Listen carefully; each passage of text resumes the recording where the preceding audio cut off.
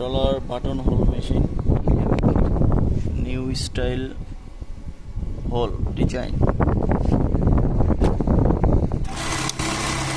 প্রথমে করফ স্টিচ হবে জিগজ্যাগ সিঙ্গেল নিডেলের মতো, দেন তার উপরে হোল হবে।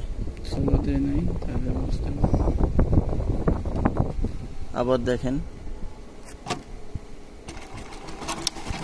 এই যে প্রথমে জিগজ্যাগ স্টিচ হইল দুইবার, তারপরে এখন হোল হচ্ছে।